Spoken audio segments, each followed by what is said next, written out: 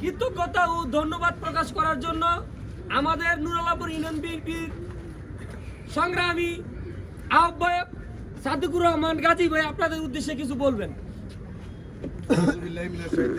বিসমিল্লাহির রহমানির রহিম।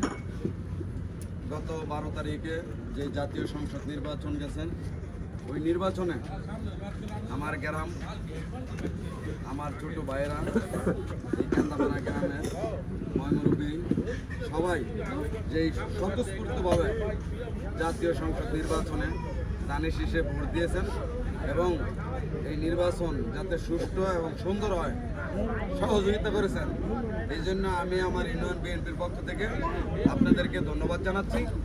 আর আগামী কালকে হয়তো আমাদের জাতীয় সংসদের এবং সরকারের মন্ত্রিসভা গঠন হবে।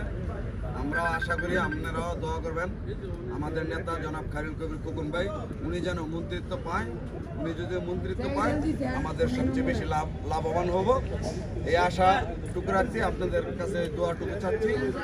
আর আজকে এত সুন্দর একটা পরিবেশে খাবার আয়োজন করার জন্য আমি এই মহল্লার যারা আছেন তাদেরকে সবাইকে আমার অন্তরে অন্তঃস্থল থেকে ধন্যবাদ জানাচ্ছি।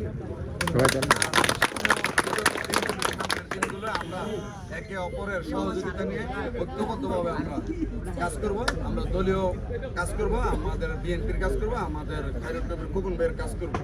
এই আশাটুকু রাখি, আমার ডাকে এবং আপনাদের ডাকে আমিও সাড়া দেবো, আপনারা আমার ডাকে সাড়া দিবেন, এই আশাটুকু রাখি।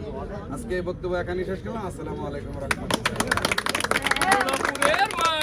খোকন ভাইয়ের ঘাটি, নুরালাপুরের মাটি, খোকন ভাইয়ের ঘাটি, খোকন ভাইয়ের ঘাটি, নুরালাপুরের মাটি, নুরালাপুরের মাটি, খোকন ভাইয়ের ঘাটি।